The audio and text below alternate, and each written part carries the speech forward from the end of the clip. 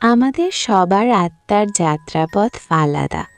কেউ হয়তো খুব শান্ত স্বভাবের, তাকে কেউ অপমান করলেও সে সহজে রেগে যায় না, সে বিষয়টাকে এড়িয়ে যায়, কারণ তার আত্মা আগের জন্মেই রাগ নিয়ন্ত্রণের শিক্ষাটি সম্পূর্ণ করে ফেলেছে।